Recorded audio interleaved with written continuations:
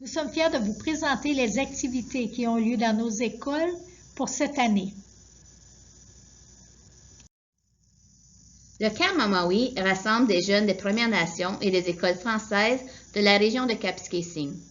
Son but est d'offrir des échanges culturels qui permettront de développer une amitié durable pouvant rapprocher les différentes communautés. En juillet 2018, le camp a accueilli différents artistes. La murale finale de Mick Michel est présentement au Kapuskasing Indian Friendship Center. Cet été, le camp réunira les jeunes de la région de Hearst et de la communauté de Constance Lake. Nous avons débuté la réunion de direction par la présentation de Mme Julie Léger, historienne de formation. Cela nous a permis de mieux comprendre l'impact des traités dans l'histoire du Canada. Toujours dans le cadre de la stratégie d'éducation autochtone, nous avons accueilli M. André Bernier, métis de la région de Smooth Rock Falls et entrepreneur local en matière de randonnée en forêt, qui nous a présenté avec humour le rôle qu'ont occupé les voyageurs dans l'histoire économique du Canada. Nous étions présents à la soirée Bienvenue à Timmins afin de promouvoir l'éducation autochtone du Conseil et partager les activités que nous entreprenons dans nos écoles et dans nos communautés. Le 30 septembre a été déclaré Journée du chandail orange.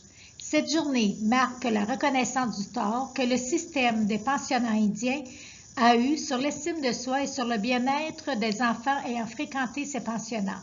Lors de la Journée du chandail orange, nous affirmons notre engagement à veiller à ce que tout le monde autour de nous compte.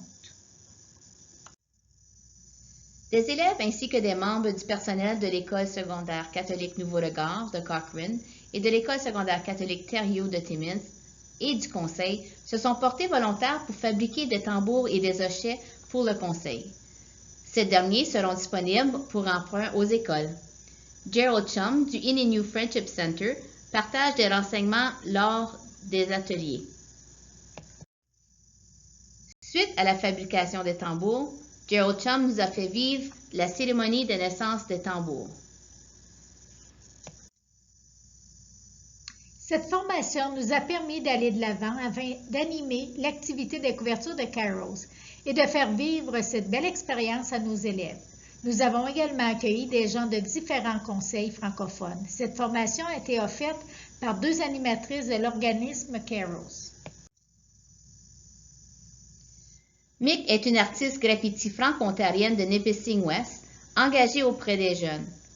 Son objectif est d'assurer que les minorités visibles et invisibles aient les outils pour exprimer leurs craintes pour leur communauté et les réalités auxquelles ils font face.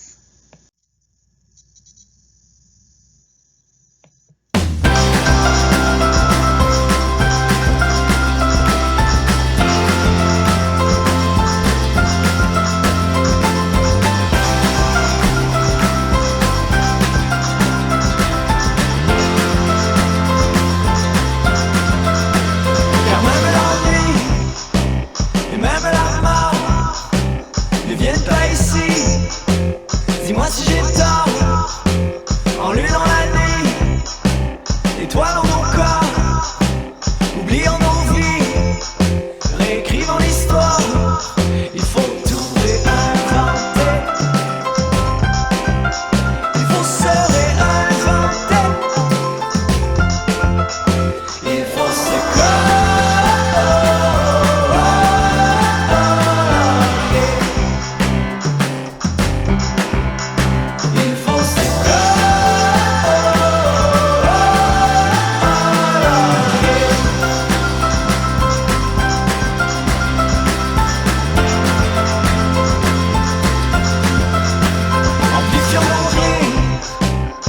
Sans espoir, redevenons libres, il suffit d'y croire, en rayant l'empire, et brûlant les cœurs, il suffit de dire, pour que ces formes de tort, il faut tout réinventer,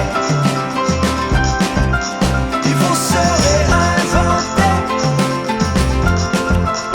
il faut se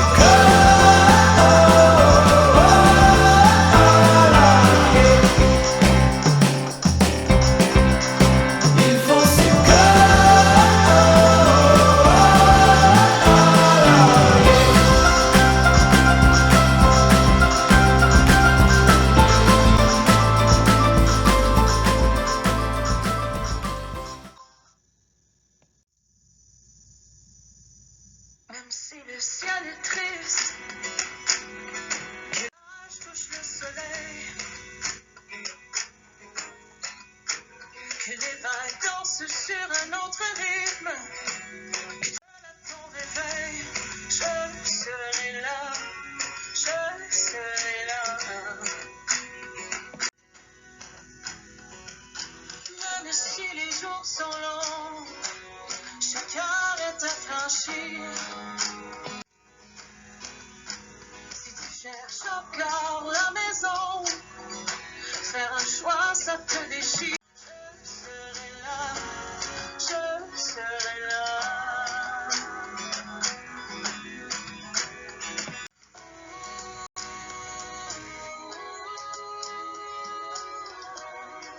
On sait que le monde est à l'envers.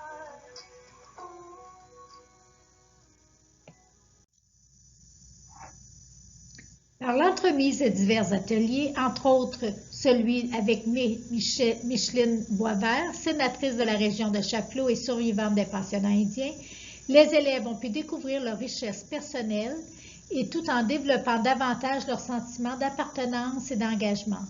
Pendant leur séjour au camp, ils ont eu la possibilité d'établir des relations positives dans le but d'améliorer l'esprit et l'environnement de leur école et de se former de nouvelles amitiés.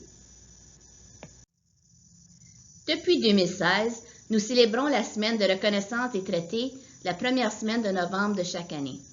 Cette semaine a pour objectif d'informer et de sensibiliser les gens au sujet des traités et des relations qui en découlent. Cette année, nous avons proposé une activité en lien avec la thématique. Chaque pierre est précieuse. Les élèves choisissaient un engagement inspiré de valeurs évangéliques. En novembre 2018, les élèves de la 7e et 8e année de toutes nos écoles élémentaires ont découvert davantage les contributions historiques et contemporaines des Métis. Christian Pilon et Marcel Labelle ont partagé leur culture. Ils ont aidé les élèves à comprendre l'importance à se connaître afin de développer de bonnes relations de nation à nation et à ouvrir leur cœur au monde qui les entoure. Ces derniers ont su faire rayonner toutes les richesses qui font partie de la culture métisse et franco-ontarienne. Je m'assis sur la bûche, on offre le tabac, et là j'appelle l'orignal. OK? 45 minutes, il est là, puis il est assis dans le truck. Ah oui, prends pas de temps, prends pas de temps. Here, moussi. Non?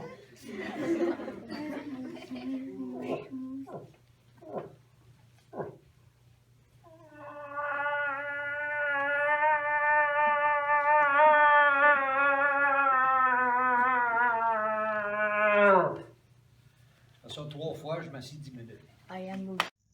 Destination Mine, programme en exploitation minière qui vise sur l'employabilité et destiné aux élèves qui désirent poursuivre une carrière dans le secteur minier tout en explorant les traditions culturelles et les perspectives autochtones.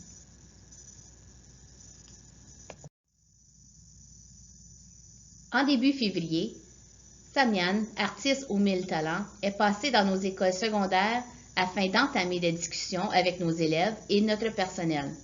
La tournée a débuté le 4 février à Hearst. Les objectifs de sa tournée étaient de donner une voix à tous les élèves et le personnel afin de s'exprimer et de partager leurs plus grandes peurs et leurs plus grands rêves. Samian a aussi été l'invité du comité consultatif en éducation autochtone.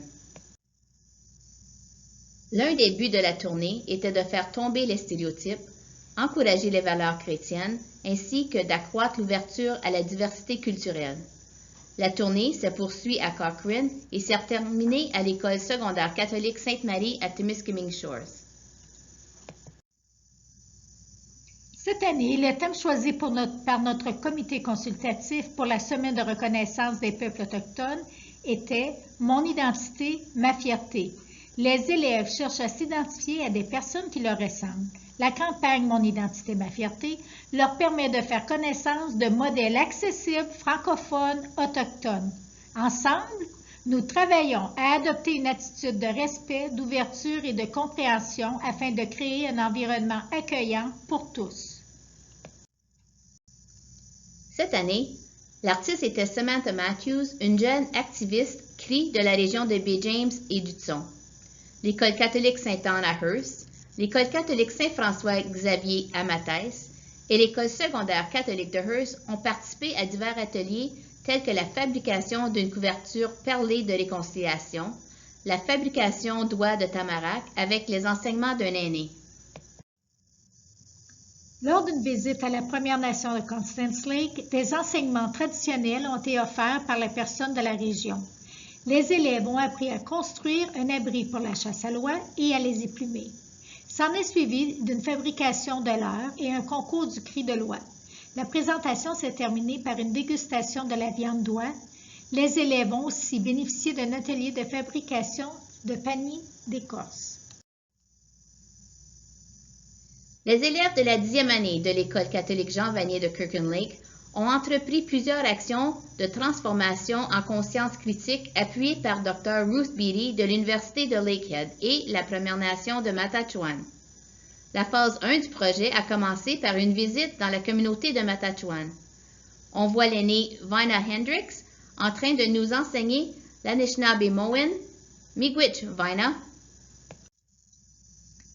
Donna et Darren ont partagé leur savoir sur la trappe, tandis que Jeannette Gilbert a animé des ateliers de confection avec du cuir et des perles.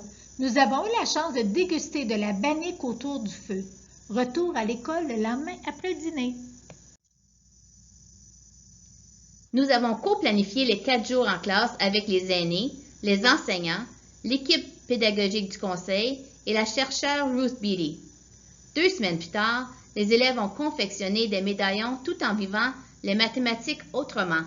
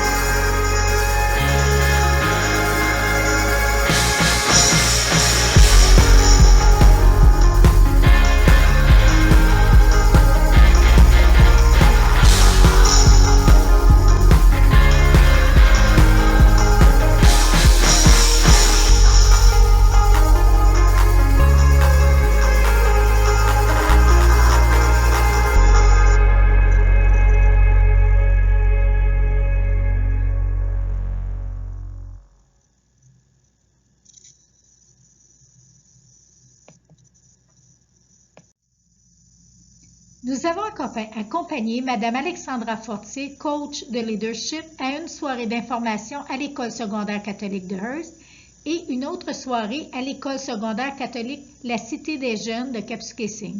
Pendant la conférence, nous en avons profité pour faire les liens avec la roue de médecine et le bien-être. Dans la région sud, les écoles catholiques Sainte-Marie et Saint-Michel ont eu la chance de participer à des ateliers riches. Les élèves ont confectionné des sacs de médecine avec Sharon Gauthier.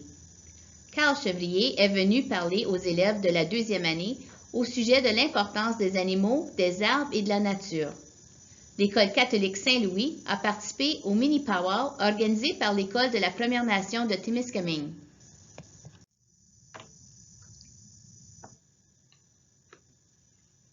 Nous avons appuyé le club Winsawin à l'École secondaire catholique Thériault de Timmins Ce club permet aux élèves de se sensibiliser davantage face aux traditions et à la culture autochtone. Cette école a également ajouté un poste de ministre des Relations inclusives à leur gouvernance estudiantine.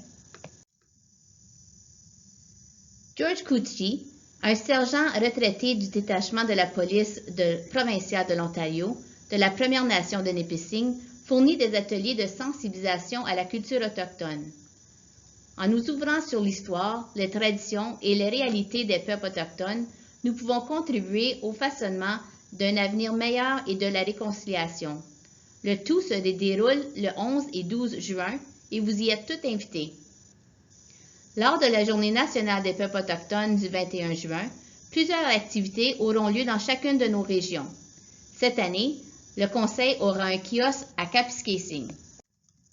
Voici l'évolution du nombre d'élèves auto-identifiés au Conseil. Vous remarquerez qu'en 2009-2010, il y avait 32 élèves en tout. Cette année, nous sommes rendus à un total d'élèves auto-identifiés de 343. Voici un aperçu des différentes ressources créées cette année dans le but d'appuyer la mise en œuvre de la stratégie en éducation autochtone. Merci à nos nombreux partenaires, au comité consultatif ainsi qu'à toutes les écoles qui ont participé à tous ces projets durant l'année.